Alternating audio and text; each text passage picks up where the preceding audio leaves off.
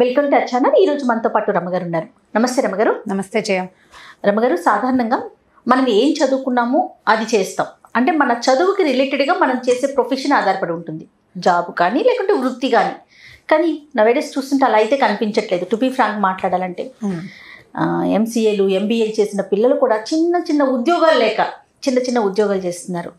అంటే వాళ్ళకి సంబంధం లేని ఫీల్డ్లో సెటిల్ అయిపోతున్నారు అనమాట. అటు వెళ్తున్నారు, బాగుంటుంది, ఏం చేస్తారు ఉద్యోగాలు లేక. ఇదివరకు కూడా ఇట్లానే ఉండేదా రమ్మగారు?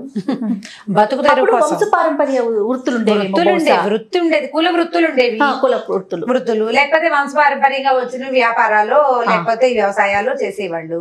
అవి కాకపోతే బతుకు తెరువు దేనికైనా ముఖ్యం ఏమిటి?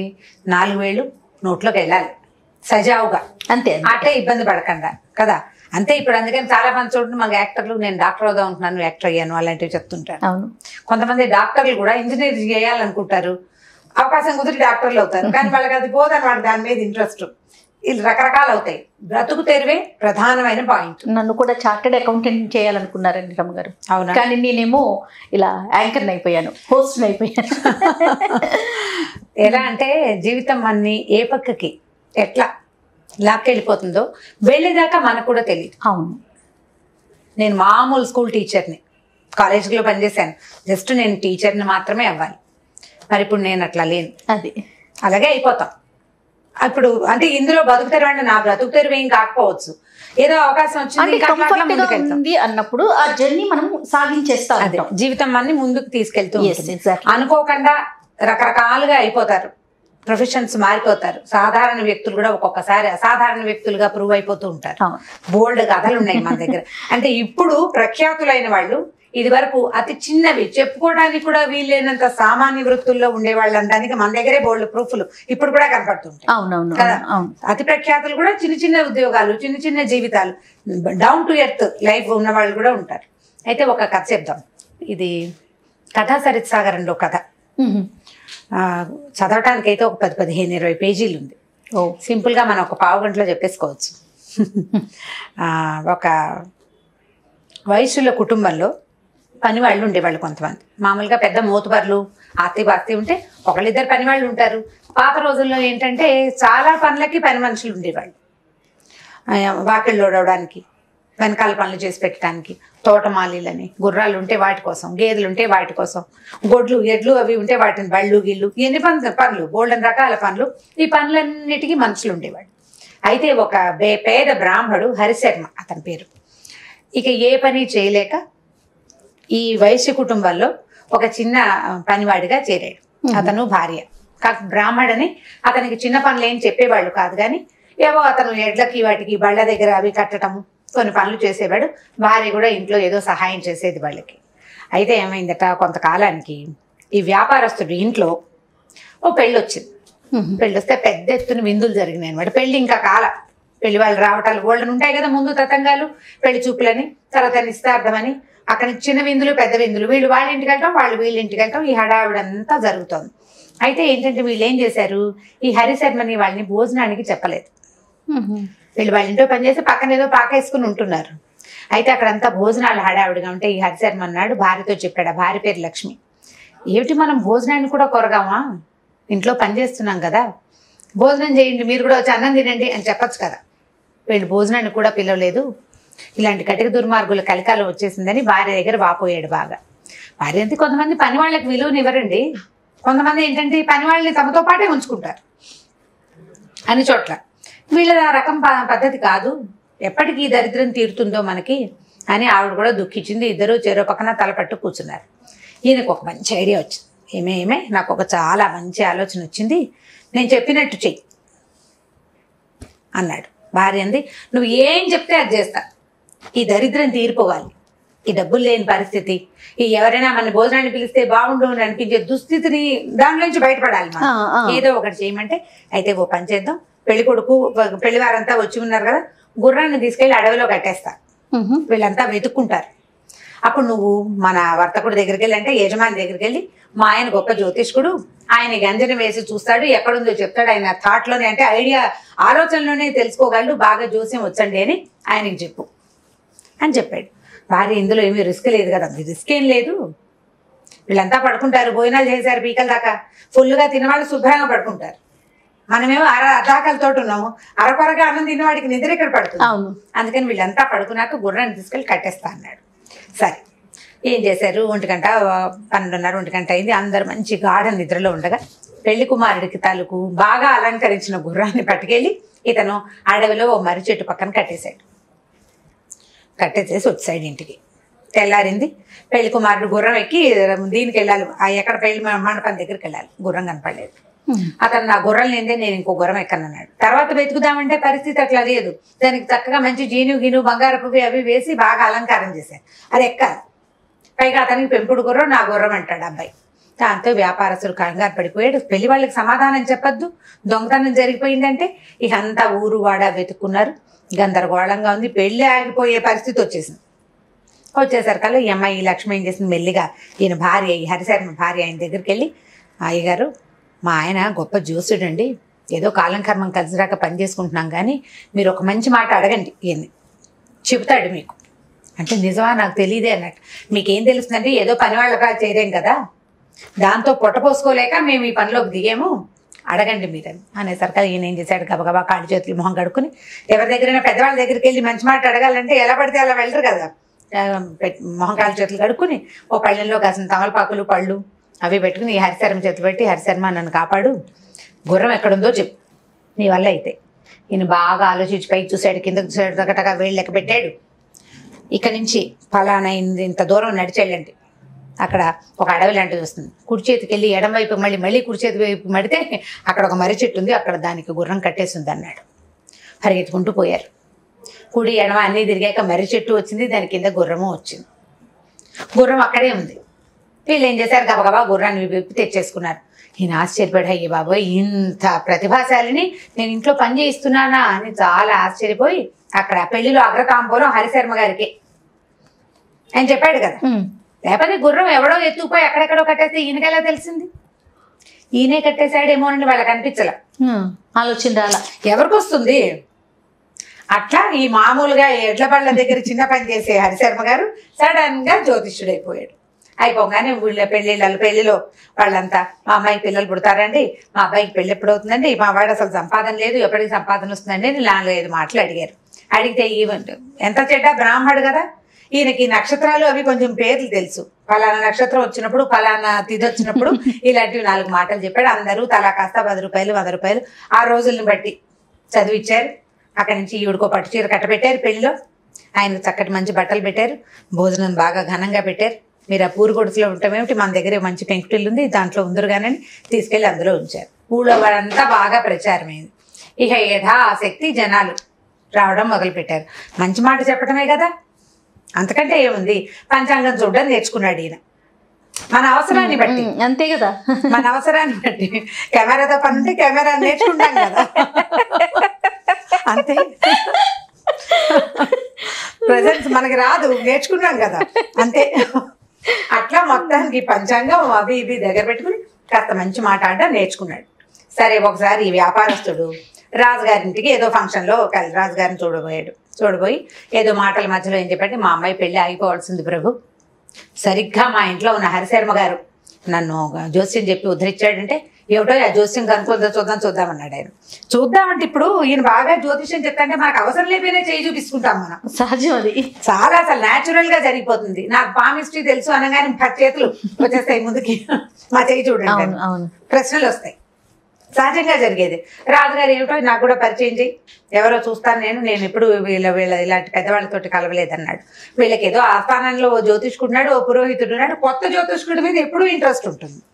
సరే ఆ జ్యోతిష్యుడిని పట్టుకొచ్చారు, కాసేపు ఏదో మాట్లాడుకున్నారు. అప్పుడప్పుడు రాజుగారి దగ్గర కూడా కొంచెం వస్తూ పోయే ఉండేటప్పుడు ఆయన బండి పంపిస్తే వెళ్ళి కాస్త ముహూర్తం పెట్టే పరిస్థితికి వచ్చింది. సడన్ గా రాజుగారింట్లో దొంగతనం జరిగేసరికల్లా ఇంకేముంది, మన హరిశర్మ గారు అన్నారు కదా, ఎక్కడ దొంగతనం జరిగినా ఆయనకి తెలిసిపోతుందని ఆయన పట్టుకొచ్చి మీరు రాణిగారి నగలన్నీ దొంగతనం అయినాయండి చెప్పమన్నారు. అనగానే అంటే జంతువు దొంగతనం కాబట్టి వెంటనే చెప్పేశానండి, ఇవి వస్తువులు కొంతమంది కలిసి పట్టుకెళ్ళారు, వెంటనే రాదండి అన్నాడు, తప్పించుకోవడానికే. అయితే ఏమన్నారు, మీరు ఇంటికి వెళ్ళొద్దండి, ఇక్కడే ఉండండి, మీ భార్యను కూడా ఇక్కడికే పిలిపిస్తామని అతని భార్యని పిల్లల్ని చక్కగా రాజస్థానానికి పిలిపించి అంతఃపురంలో ఒక పక్కన 2 రూములు ఇచ్చి ఇక్కడ ఉండండి అన్నారు. భార్య భర్త ఇద్దరు గదిలో కూర్చున్నారు. ఆయనకి భయంగా ఉంది. ఇప్పుడు అక్కడ ఏదో గుర్రం మనమే కట్టేసామని చెప్పాం, ఏదో మీకు అబ్బాయి పుడతాడని చెప్తే పుట్టాడు, అయితే ఆడ లేకపోతే మొగ పుట్టాలి. కొన్ని చోట్ల ఫలించింది జోస్యం, కొన్ని చోట్ల ఫలించకపోతే మనమే నక్షత్రం తప్పు చెప్పామని వాళ్ళే సర్దుకుంటున్నారు. ఇప్పుడు ఇది పీకల మీద కత్తి, ఇక్కడ తప్పించుకోలేము, అవకాశం లేదు. ఏం చేయాలి? ఈయన బాగా మదన పడ్డాడు, నెత్తి కొట్టుకుంటున్నాడు, ఏం చేయాలో తెలియక. ఇంతలో ఏమైందట, ఈ రాణిగారి దొంగతనం కాదు, ఇంట్లో దొంగతనం అంటే బయట నుంచి ఎవరు రారు. అంతఃపురాల్లో దొంగతనానికి చాలా కట్లు దాటాలి, లోపల వాళ్ళే ఉంటారు సాధారణంగా, ఇంటి దొంగలే. రాణిగారి చెలికత్త తాలూకు ఫ్రెండో అలాంటి వాళ్ళు అంటే బాగా ఆను పాను తెలిసిన వాళ్ళు. ఈ రాణిగారి చెలికత్తలో ఒక దాని పేరు జిహ్వ. ఈ జిహ్వ అంటే సంస్కృతంలో జిహ్వ అనే పదానికి 4 అని అర్థం. అదే పేర్లు పెట్టుకుంటారు కదా. ఈ జిహ్వ దాని అన్నయ్యతో కలిసి దొంగతనం చేసింది రాణిగారి నగలు. ఓకే. అయితే ఇప్పుడు ఈ హరిశర్మ గారికి చాలా పేరుంది ఊళ్ళో, పోయిన వస్తువుల గురించి ఆయన బాగా చెప్తాడు అని. ఇప్పుడు ఒకవేళ ఆయన చెప్పేస్తే 4 రోజులు సమయం కావాలన్నాడు. 4 రోజుల్లో అన్నయ్యని నన్ను ఇద్దరినీ కనిపెట్టి మేము ఎక్కడ దాచామో అది కూడా కనిపెడితే కొంప మునిగిపోతుందని ఆ అమ్మాయి చాలా తటపటాయిస్తుంది, భయంగా ఉంది. ఈయన ఏ రూముల్లో ఈయనైతే హరిశర్మ గారిని ఉంచారో అక్కడక్కడే తిరుగుతోంది అది. ఆయన ఏం ఆలోచిస్తున్నాడో ఏం మాట్లాడతాడో తెలుసుకుని ముందే పారిపోదామని, పారిపోవడానికి సిద్ధంగా ఉండి తిరుగుతోంది అటు ఇటు. ఈయన ఏం చేశాడు, నెత్తి కొట్టుకుంటూ అని అనుకుంటున్నాడు అనమాట. అంటే స్వాగతంగా మాట్లాడుకుంటారు కదా, జిహ్వా ఎంత పని చేస్తువే, నా కొంప ముంచావు నువ్వు అన్నాడు. అంటే 4 అని చెప్తున్నాడు అనమాట. నాకు అన్నీ తెలుసు అని కనుక నేను చెప్పకపోయింటే నా కొంప మునిగేది కాదు, ఏదో 2000 నోట్లోకి నువ్వు పోతాయి కదా అని ప్రయత్నం చేస్తే చివరికి ఇప్పుడు పేకొత్తరించే సమయం వచ్చేసింది. ఇప్పుడు రాజుకు దొరికితే కష్టం కదా. అనగానే ఈ అమ్మాయి జిహ్వా అని నన్నే అన్నాడు అనుకుంది. అనుకోవటం ఏంటి, పరిగెత్తుకుంటూ లోపలికి వచ్చేసింది. అయ్యగారు నన్ను కాపాడండి, నేనే చేశానండి. వీళ్ళు తెల్లపోయారు, ఇదేమిటి మనకు తెలియదు కదా. సరే అప్పుడు కాలు పట్టుకుంది, నేను మా అన్నయ్య కలిసి దొంగతనం చేశామండి, ఎక్కడ దాచామో మీకు చెప్పేస్తాం, మేమని మాత్రం మీరు చెప్పద్దు. పోనీలి, మేమని చెప్పబోకండి, ఒప్పందం చేసుకుంది, మేమని చెప్పద్దు, వస్తువు ఎక్కడుందో చెప్పేస్తానండి. అంటే ఆవిడ నగలన్నీ పట్టుకుపోయారు కదా, పలానా చోట ఉద్యానవనంలో తోటలో ఓ పక్కన పాతి పెట్టారు, మెల్లిగా తీసుకెళ్ళొచ్చని అక్కడ పాతేసుకున్నారు. వెంటనే దాటించలేరు కదా, అంటే చెక్కింగ్ అవుతుంది. అంతఃపురం నుంచి బయటకు వచ్చే వాళ్ళని పైన ఇప్పుడు మనం వెళ్తుంటే అన్ని చోట్ల చెక్ చేస్తుంది కదా, ఎయిర్పోర్ట్కి వెళ్తే తడిపి చంపేస్తారు, అట్లా చెక్కింగ్ ఉంటుంది. అందుకని లోపలే దాచిపెట్టారు. అప్పుడోటి పట్టుకెళ్ళొచ్చారు. పలానా చెట్టు కింద పెట్టామండి అని చెప్పి. వీళ్ళు ఏమంటున్నారు, అమ్మాయి వెళ్ళిపోగానే మన అదృష్టం ఇలా కలిసి వచ్చింది, గుమ్మడికాయ దొంగ ఎవరంటే భుజాలు తడుకున్నట్టు ఇది బాగానే వచ్చేసింది అని అనుకుని ఏం చేశారు, మర్నాడు పొద్దున మంచి గ్రాండ్ గా పూజ గీజ పెట్టించి రాజుగారితో యథాశక్తి దక్షిణ సంభావన అన్ని పుచ్చుకుని ఫలానా తోటలో ఫలానా చెట్టు కింద పొగటి చెట్టు కింద తవ్వి చూసుకోండి, ఎర్రటి గుడ్డలో మూట కట్టి ఉన్నాయి నగలు. ఎవరు తీశారు అంటే అది కనపట్టలేదు ప్రభు, చాలా మంది ఉన్నారు. ఇప్పుడు ఒకళ్ళ పేరు చెప్పామనుకోండి, ఏదో ఆనుపానుగా కనపడుతున్నారు మనుషులు, నాకు పేరు చెప్తే వృధాగా ఆ మనిషి కాకపోతే నిర్దోషులకు శిక్ష పడుతుంది. అందుకని ఆ పాపను నేను తీసుకోను, మనకు నగలు కావాలి, దొరికినాయి కట్టుదిట్టం చేయండి, జాగ్రత్తగా చేయండి. మనుషులు ఎవరో మాకు తెలుసు, హరిశర్మ గారు వదిలేయమన్నారు కాబట్టి వదిలేసామని ప్రకటించండి, అప్పుడు మీకు ఈసారి దొంగతనం జరగకుండా ఉంటుందని నమ్మించాడు. సరే రాజుగారు వెళ్ళాడు, చూసుకున్నారు, నగలు దొరికినాయి, బాగుంది కదా. మర్నాడు పెద్ద సభ చేసి రాజుగారు ఈయనకి 4 గ్రామాలు ఈనాముగా ఇవ్వడానికి సంకల్పించేసరికల్లా ఆ ఊళ్ళో ఉన్న మంత్రి గారికి, అంటే రాజుగారి తాలూకు మంత్రికి ఎవరికైనా ఇవ్వడం అంటే పెద్దగా ఇష్టం ఉండదు.